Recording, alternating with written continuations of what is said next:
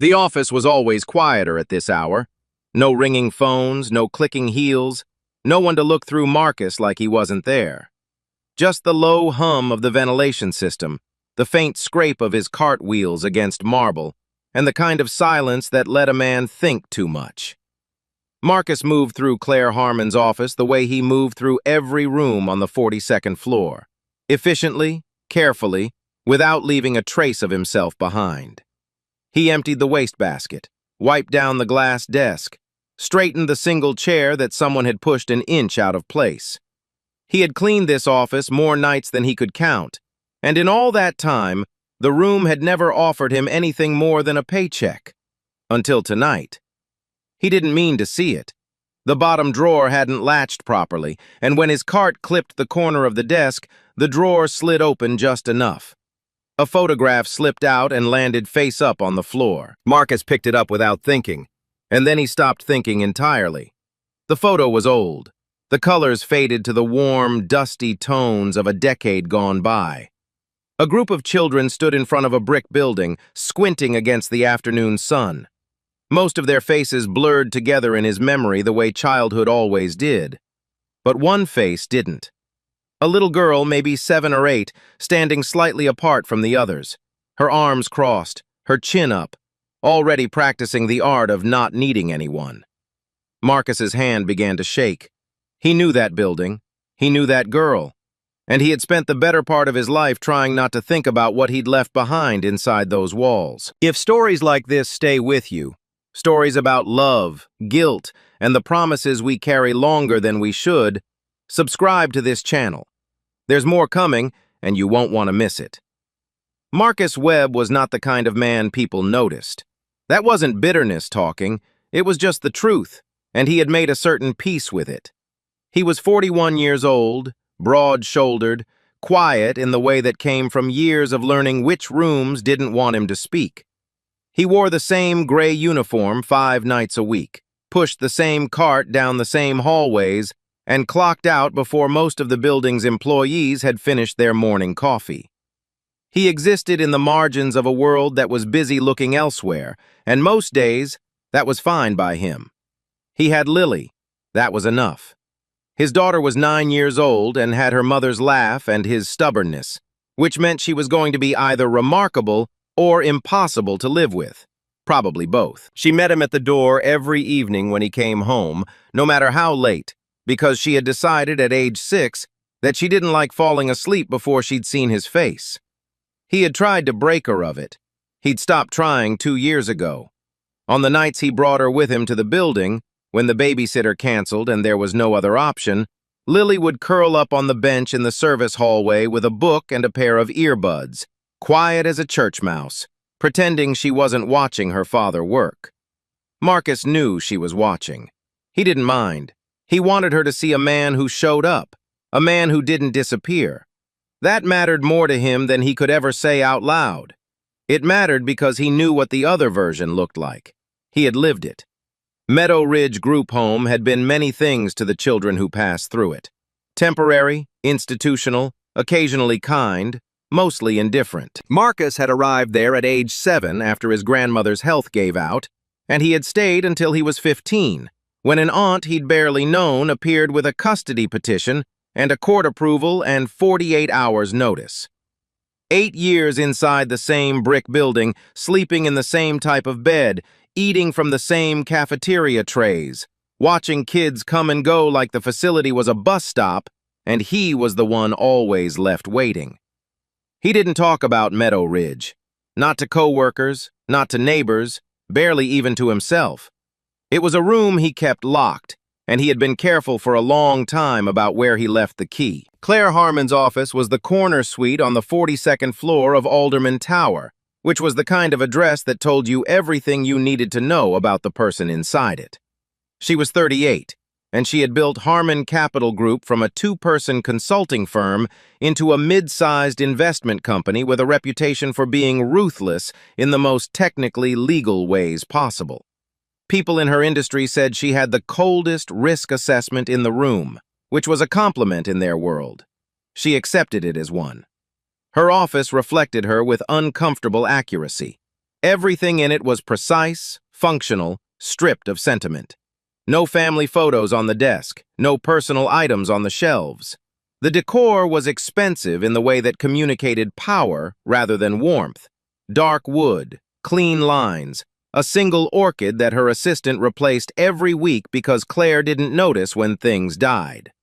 There was one exception. Tucked inside the bottom drawer of her desk, behind a folder of contracts she no longer needed and a spare phone charger, was a small photograph. It was not displayed. It was not framed. It was folded once along the bottom edge, as though at some point someone had considered throwing it away and then decided against it at the last second. Claire never looked at it, but she never threw it away either. She was already on her third meeting of the morning when the Meadow Ridge site came up. "Zoning approval came through yesterday," said her development director, a man named Patrick who wore the same expression in every meeting, cautiously optimistic, braced for disappointment. "We're looking at a late spring groundbreaking if you want to move that timeline up." "I do," Claire said. Patrick nodded and made a note. "The site's been sitting vacant for almost 6 years. There's going to be some community pushback. It used to be I know what it used to be," she said. Her voice didn't change. Her pen kept moving. "That's not a factor." Patrick nodded again, more carefully this time, and moved on to the next item. No one in the room asked her how she knew. No one in that room ever asked Claire Harmon how she knew anything. It was one of the arrangements that kept her meetings efficient and her personal life entirely her own. The Meadow Ridge site was 12 acres of overgrown land on the city's east side, where a group home had stood for 30 years before the county shut it down. To her board, it was an undervalued parcel in a neighborhood with improving transit scores. To her development team, it was a clean acquisition at below market cost. To Claire, it was something she had been circling for 4 years without letting herself admit why. That night, Marcus was 40 minutes into his shift when his cart clipped the corner of Claire's desk. The drawer slid. The photograph fell. He stood there for a long moment after he picked it up, long enough that the ventilation system cycled through a full rotation and the city lights outside the floor-to-ceiling windows shifted almost imperceptibly, the way cities did when the night got deep enough. The building in the photo was Meadow Ridge. He would have known it anywhere. The particular slope of the roof, the way the brick darkened near the foundation, the chain-link fence along the left side that was always slightly bent where the older kids used to climb it. He had looked at that fence so many times that it had embedded itself somewhere behind his eyes, permanent as a scar. But it wasn't the building that stopped him. It was her. She was standing at the edge of the group, slightly turned from the camera, arms folded across her chest in that specific way she'd had, not cold exactly, but braced, like she had already decided at age 7 that the world required a certain defensive posture. He remembered teasing her about it once. He remembered her not laughing and then, a few seconds later, laughing anyway. He remembered her name. He remembered the last conversation they'd had before everything fell apart. He remembered the promise he'd made, standing in front of that same fence on a Tuesday afternoon in late October, with the particular certainty that only children carry, the absolute, unqualified kind that doesn't account for poverty or distance, or the way life accumulates around a person until they can barely move. "I'll come back. I promise I'll come back." Marcus set the photograph down on the desk very gently, the way you set down something that might break, or that already has. He stood in the quiet of Claire Harmon's office, in a building she owned and he cleaned, and felt the locked room inside him blow open like a door in a storm. He put the photograph back. He straightened the drawer, finished the desk, collected his cart, and walked out of Claire Harmon's office at exactly the same time he always did. He clocked out. He drove home. He stood outside Lily's bedroom door for a minute, listening to her breathe before he went to bed himself. He did not sleep. By morning, he had told himself 4 different versions of a reasonable explanation. Coincidence. Common background. Meadow Ridge had housed hundreds of kids over the years. The odds weren't that impossible. He had probably misremembered the face. Children changed. He had been 12 years old, and memory was an unreliable narrator at the best of times. By the following evening, he had stopped believing any of it. There was no version of that photograph that made sense except the one that made everything harder. He knew what he had seen. He knew her posture, the particular angle of her chin, the way she held herself like someone who had decided very early that self-sufficiency was the only currency worth earning.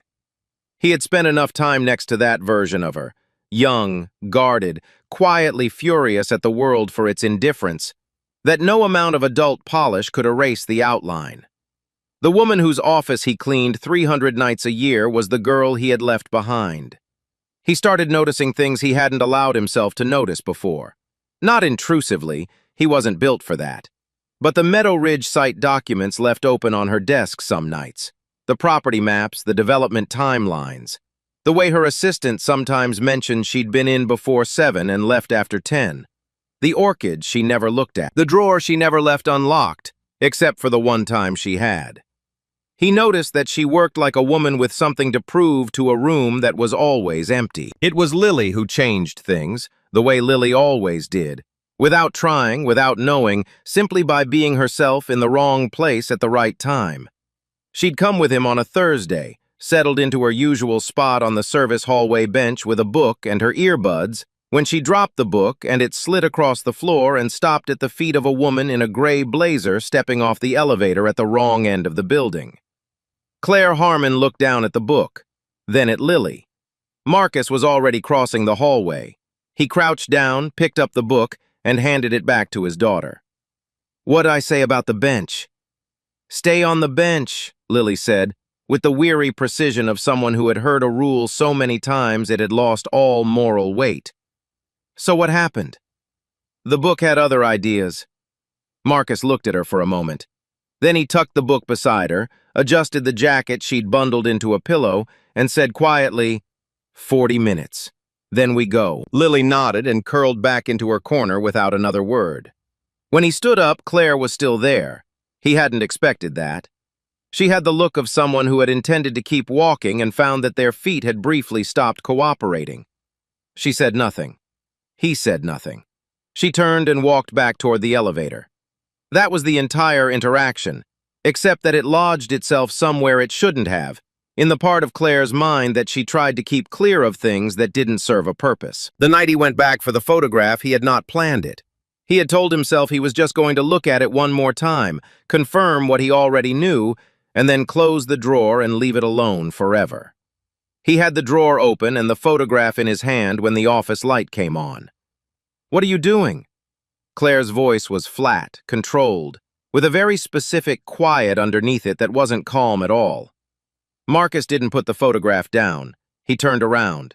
He could have lied. He was a reasonable man, and this was his job, and the lie was right there, simple and available. "I know where this was taken," he said. The silence that followed was the longest of his adult life. "Get out of my office," Claire said, "and don't come back until HR tells you otherwise." The suspension was indefinite, which was the polite corporate word for "we haven't decided yet," and Marcus understood that to mean he should not make plans. He told Lily he had some days off. She accepted this with the suspicious cheerfulness of a child who knows something is wrong and has decided to be good about it anyway. She made him pancakes on Saturday morning, slightly burned, and presented them with the gravity of someone offering a peace treaty. He ate every bite. At night, when she was asleep, he sat at the kitchen table and did the math. Rent was due in 18 days. Lily's follow-up appointment at the pediatric clinic was in 11. He had some savings, not enough to be comfortable, barely enough to be functional, and a supervisor who had told him the decision was above his pay grade, which Marcus knew meant it was in Claire Harmon's hands entirely. He was not a man who begged. He had never once in his life asked for something with his hat in his hand. But he looked at Lily's half-finished school project on the counter, a diorama of the solar system, Saturn's rings made from a bent wire hanger and aluminum foil, and he felt the particular terror of a parent who understands that their choices have weight beyond themselves. He thought about the photograph. He thought about a Tuesday afternoon in late October, a chain-link fence, and a promise made with the absolute confidence of someone who didn't yet know what the world cost. He had become the father he had needed as a child. He knew that. He believed it. But belief didn't erase the other thing, the fact that somewhere along the way, in the grinding machinery of poverty and survival, he had let a promise dissolve. Not maliciously, not even consciously, just slowly, the way things do when life piles on and you're too tired to dig.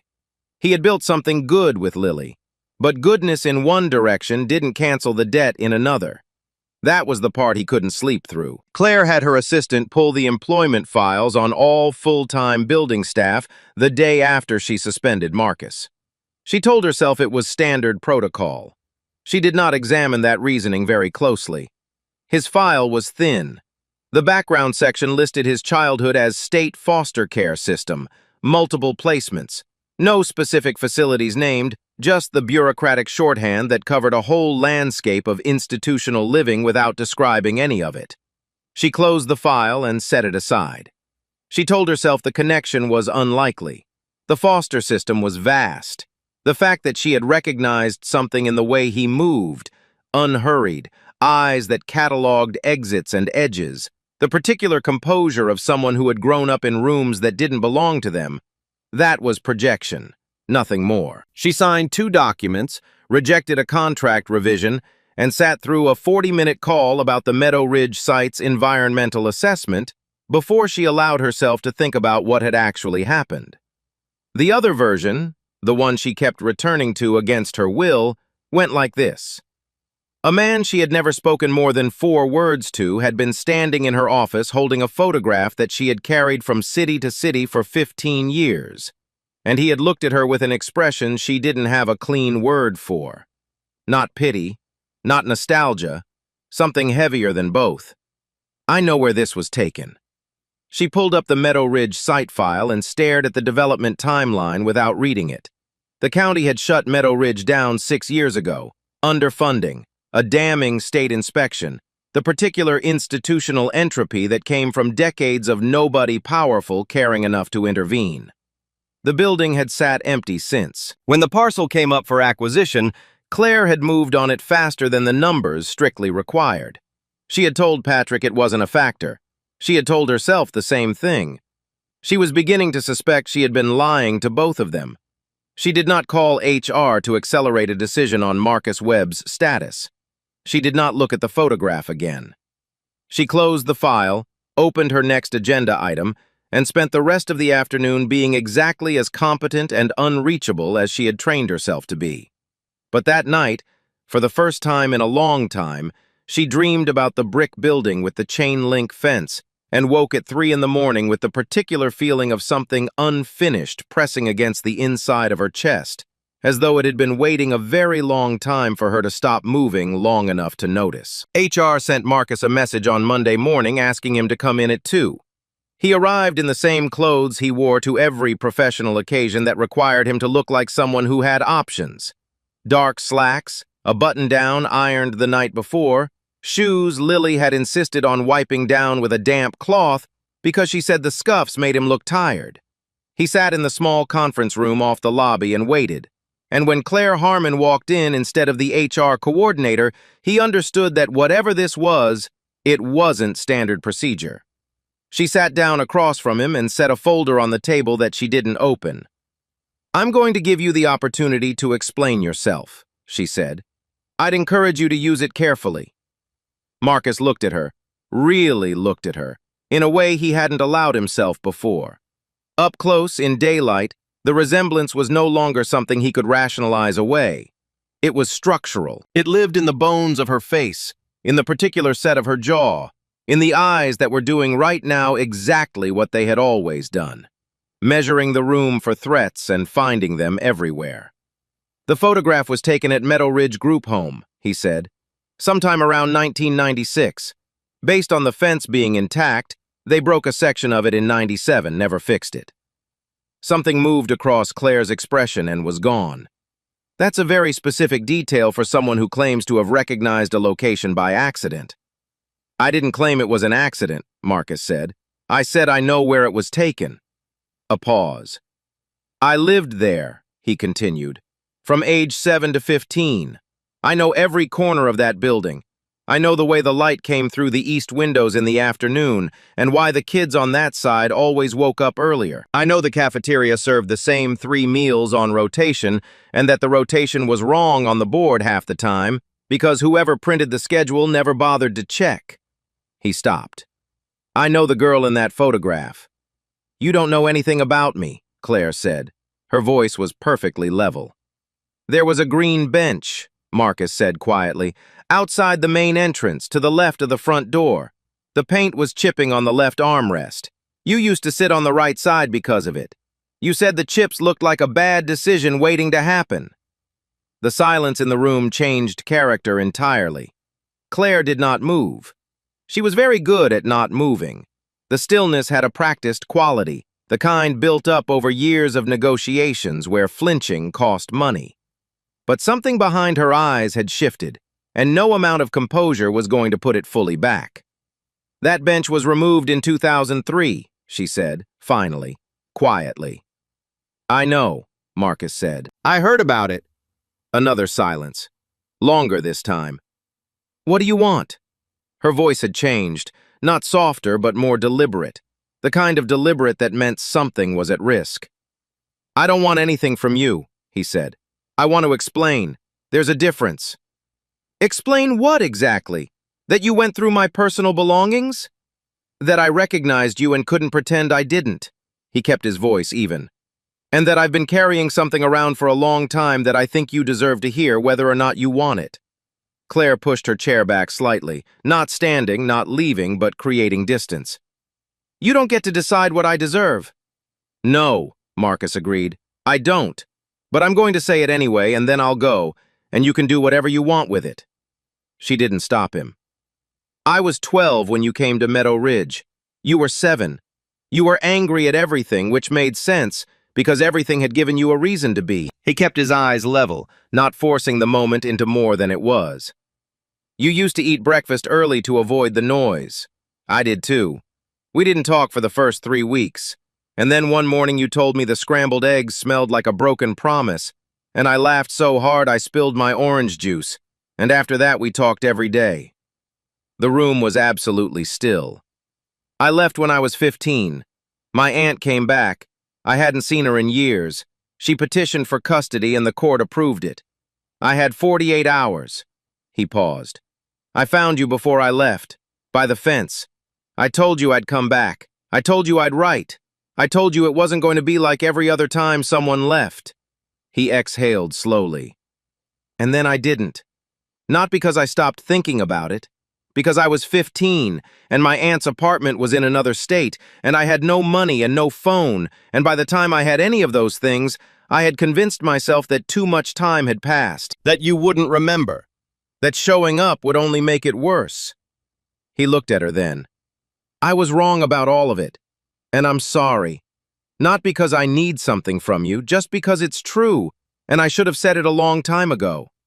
Claire was looking at him with an expression that was not warm, and was not cold, and was not anything so simple as either.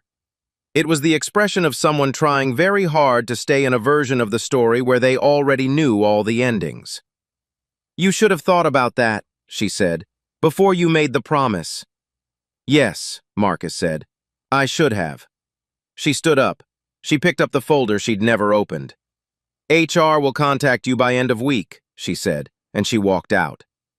Marcus sat alone in the small conference room and did not move for a long time. HR reinstated his access on Thursday. A 2-line email. No explanation, no conditions. Just his schedule, as though the whole thing had been an administrative hold and not a conversation that had cracked something open in the middle of a conference room. He told Lily he was going back to work. She looked up from her homework and said, "Good," with the quiet satisfaction of someone whose faith had been vindicated, and went back to her long division. He went back on Monday. The 42nd floor looked exactly the same. He did his job. Claire was not there. Everything was completely normal in the way that only things that aren't normal at all can manage to seem. She was there on Wednesday, not in the office, in the hallway coming off the elevator as he was loading his cart. She saw him. He moved aside to let her pass. She kept walking. That was the entire interaction, and it was exactly what it needed to be and nothing more. And yet it sat in the air between them like a word neither of them had said. Lily came with him again on a Friday. She sat up on her bench, fully prepared to be invisible for 3 hours, and managed about 40 minutes before she fell asleep, head tilted sideways, book open across her chest. Marcus was coming back down the hallway when he saw Claire standing at the bend in the corridor. She had stopped walking. She was looking at Lily with an expression that had nothing professional in it at all. Something in it was old, the kind of recognition that lives in the body before it reaches the face. Marcus walked past her, picked up the granola bar wrapper that had slipped to the floor, tucked it into his cart. He checked the jacket over Lily's shoulders, still in place, adjusted it slightly at the collar where it had shifted. He straightened up and didn't pretend he hadn't noticed Claire standing there. "She waits for me every night," he said, not loudly, just filling the space between them because silence had begun to cost too much. "Even when I tell her not to. Even when it means falling asleep on a bench in a service hallway." He looked at his daughter. "She just doesn't like not knowing I got home okay." Claire said nothing. "When I was her age," he continued, "I used to do the same thing, wait for people." A pause. "Most of the time they didn't come. But I kept doing it anyway because hope is stubborn when you're a kid, and you don't know yet how to make it stop." He wasn't looking at Claire when he said it. He didn't need to. He heard her exhale, small, controlled, barely anything, and then a pause that lasted several seconds longer than it needed to before her footsteps continued down the hallway. He didn't watch her go, but he knew from the length of that pause that she had stood there looking at a sleeping 9-year-old girl and thought about something she hadn't planned to think about tonight. The Meadow Ridge site signing was scheduled for the following Tuesday at 10. Marcus found out by accident, a misdirected email from Patrick to the facilities coordinator that arrived in his inbox and was recalled 4 minutes later. By then, he had read it. He spent the weekend not deciding what to do. On Monday night, he cleaned the 42nd floor as usual, and when he got to Claire's office, the Meadow Ridge site documents were spread across the desk. Satellite maps, zoning certificates, a signature page with a yellow flag on the line that would make it all final. He stood there for a long time. He thought about 12 acres of overgrown land on the east side of the city where a brick building with a bent chain-link fence had stood for 30 years. He thought about a green bench with chipping paint, and a 7-year-old girl who chose the right armrest because the left one looked like a bad decision waiting to happen, and how that quality, sharp, self-protective, wry in the face of neglect, had apparently not left her. He thought about the fact that tomorrow at 10, she was going to sign those papers, and he was quite sure now that she didn't entirely know why. He left the office without touching anything, and on Tuesday morning he went back. He arrived at the building at 8:45, and the lobby receptionist waved him through the way she always did. His face was familiar enough by now that the time of day didn't change anything. He took the elevator to 42 and knocked on Claire's door in the daylight for the first time. She opened it herself. Charcoal blazer, reading glasses pushed up on her head, a coffee cup in her hand. She looked at him the way people look at things they were expecting but hoping wouldn't come. "You have about 4 minutes," she said, and stepped aside. He didn't sit down, neither did she. "I'm not here to change your mind," he said. "Whatever you decide about that property is yours to decide. I'm here because I can't let you sign it without knowing something first." Claire set her coffee on the desk. "I already know everything I need to know about that property. You know the acreage and the zoning class and the projected ROI," Marcus said. "That's not what I mean." She crossed her arms, and there it was again, unchanged across 30 years and every version of herself she'd built in between. "I never stopped thinking about you," he said. "Not completely. There were years when it got buried. When Lily's mother left and I was working 2 jobs and barely keeping my head above water, but it never went away entirely.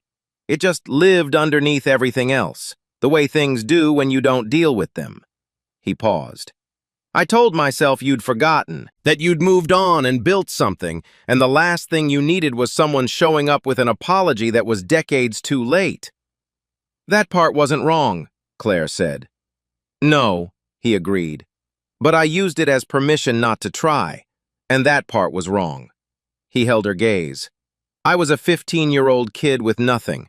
I had no way to get back to you, and I made peace with that before I'd earned the right to. And I have thought about that specific failure more times than I can count. I'm telling you now because there is no version of today where I watch you erase that place from the map without you knowing that someone who was inside those walls with you never forgot what happened there. The room was quiet. What do you want me to do with that? Claire asked. Nothing, Marcus said. I just needed to say it. He turned to leave. My caseworker told me you'd been placed out of state. He stopped. When I was 9, I asked about you. She said you'd been placed with a family member and the case was closed. A pause. I decided that meant you'd chosen not to write. It was easier than the alternative. Marcus turned back around slowly. I didn't know you asked, he said. I know that now, she said. And the way she said it, not forgiving, not accusing, just stating a fact that had taken years to become simply a fact, was the most honest thing he had heard in a very long time. He nodded. There was nothing to add to it. He left before the 10 o'clock meeting. Claire sat at her desk for a long time after he was gone. The signature page was right there, yellow flag bright against the white paper. She picked up her pen. She set it down. She picked it up again. She thought about the caseworker who had given her a half-truth and called it a closed case. She thought about the 9-year-old girl who had decided that silence meant abandonment, because that was the pattern that made the most sense given all prior evidence. She thought about how a child builds their entire architecture of trust, or the absence of it, from a handful of data points that adults don't realize they're providing. She thought about the way Marcus had crouched in a service hallway to pick up a granola bar wrapper, the way he had stood in the cold corridor in his undershirt so his jacket could keep his daughter warm, the way Lily had accepted that, just accepted it completely, the way children accepted things that had always been true. That was not the shape of a man who chose to disappear. She thought about the green bench with the chipping paint on the left armrest. She thought about a 9-year-old girl asking a caseworker about a boy who was already gone and being given an answer designed to close a file rather than tell the truth. She put the pen down. She did not sign the papers. She sat alone in her office with the city laid out below her like a map of every decision that had brought her here, and for the first time in longer than she could account for, she let herself not know what came next. She had built everything she had on the foundation of not needing anyone. She understood now that this wasn't strength. It was a very old wound that had learned to walk upright and wear good clothes and close deals in rooms full of people who mistook its posture for power. She was tired of maintaining it. She stayed at her desk until the light outside changed, and she did not call Patrick to reschedule, and she did not open the next item on her agenda. She just sat there, and somewhere beneath 30 years of concrete and carefully constructed distance, the girl who had asked about a boy and been told the case was closed finally got to hear what had actually happened. It wasn't everything, but it was enough to change the shape of the story. She found him on a Saturday afternoon, not at the building. She had his address from the employee file, which she was aware said something unflattering about her, and she had sat with that awareness for 3 days before she got in her car anyway. The neighborhood was quiet and ordinary, the kind of street that didn't ask anything of you. Small yards, older trees, a basketball hoop at the end of the block with a net repaired with zip ties. She parked and sat in the car for a moment. Through the front window, she could see movement. 2 figures, one tall and one small, doing something at the kitchen table. She couldn't tell what. It didn't matter. There was something in the quality of that movement, the easy back and forth of it, that made her chest do something she didn't have a prepared response for. She got out of the car and knocked on the door. Lily answered it because of course she did. She was 9 years old and apparently had no instinct for stranger danger whatsoever, because she opened the door, looked up at Claire with frank and total curiosity, and said, "Hi, are you here for my dad?" "Yes," Claire said. "Okay." Lily stepped back and turned toward the kitchen. "Dad, someone's here!" Marcus appeared in the kitchen doorway with a dish towel over his shoulder and an expression that moved through surprise and then into something quieter. He looked at Claire on his doorstep for a moment, then at Lily. "Go finish the model," he said. "I finished it." "Then start the next one." Lily looked between the two of them with the calibrated patience of a child who understood more than she was supposed to and retreated without further argument. A door clicked shut down the hallway. Marcus stepped aside. Claire walked in. The house was small and clean and completely without pretension. A child's drawings were tacked to the refrigerator with mismatched magnets. A half-built model of something aeronautical sat on the coffee table next to a library book with a rocket on the cover. There were shoes by the door, one adult pair, one child pair, arranged with the casualness of people who had real routines and kept them. Claire stood in the middle of the living room and didn't know where to put her hands. "I didn't sign the papers," she said. Marcus nodded slowly. He didn't look vindicated. He just looked like a man who was waiting to understand what something meant before he decided how to feel about it. "I've been thinking about why I acquired that property," she said. "I told myself it was business, that the history of it was irrelevant." She paused. "I think I wanted to be the one who decided what happened to it, because for a long time I had no say in anything that happened inside it, and owning the decision felt like—" She stopped, started again. It felt like finally being on the right side of something. "And now?" Marcus asked. "Now I think I was trying to bury it," she said. "And I don't think that would have worked." The room was quiet. Outside, somewhere down the block, a kid was bouncing a basketball in a slow, irregular rhythm. "I carried that photograph," Claire said, "because it was the last time I remember believing that someone was going to come back." She said it plainly, without self-pity, the way you stated a thing once you'd made peace with its weight. "I didn't keep it because I was waiting. I kept it because I didn't want to forget what it felt like to have expected something, even if the expectation didn't pan out." Marcus was quiet for a moment. "I'm sorry," he said. Not the version from the conference room, not the carefully constructed explanation with its context and its mitigating circumstances.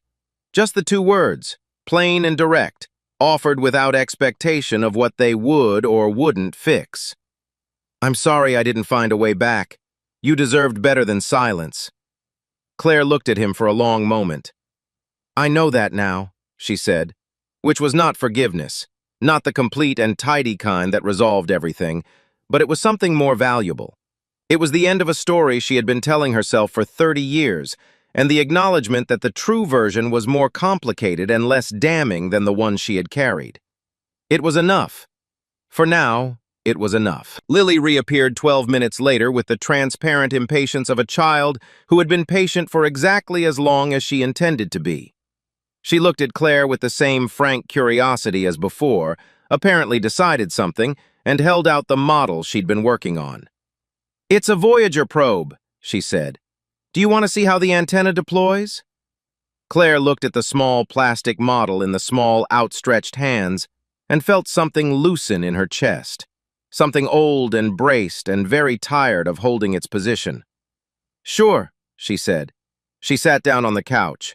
Lily sat beside her and began explaining the antenna mechanism with the focused intensity of someone who had researched this topic far beyond what any 9-year-old was required to, and Marcus stood in the doorway of his living room and watched, and did not say anything at all. The Meadow Ridge site was redeveloped the following year. Claire restructured the project. A portion of the space became transitional housing for children aging out of the foster system. Not a monument, not an apology, just a practical and considered response to a need she understood better than most. Marcus joined the Community Advisory Board, which met on the second Thursday of every month and accomplished more than anyone expected. They did not become what either of them had been to the other at 7 and 12, in a group home with a green bench and a chain-link fence, and the particular kind of hope that children carry before the world teaches them the cost of it. They became something else. Something that didn't have a clean name yet, built slowly and without guarantees, on the foundation of two people who had stopped pretending the past was a room that stayed locked just because you didn't open the door. Lily, for her part, showed Claire every model she finished that year. Claire came back every time. There's something this story keeps coming back to. Not the big dramatic moments, but the small ones. A jacket draped over a sleeping child. A granola bar wrapper picked up off the floor. A photograph that could have been thrown away 100 times and never was. The things we carry aren't always burdens. Sometimes they're the last proof we have that we once believed in something, that we were once soft enough to hope. Marcus never forgot. He just ran out of road before he could find his way back. And Claire never stopped waiting. She just built walls high enough that the waiting wouldn't show. What changed wasn't the past. The past stayed exactly where it was. What changed was that two people finally stopped letting silence be the last word. If that landed with you, if you've ever carried a promise you couldn't keep, or waited for someone who didn't come back, subscribe to this channel. Every week we tell stories like this one, true to the human experience, honest about the mess of it, and always worth your time. Leave a comment and tell us, what's one thing you've carried longer than you should have? We read every single one.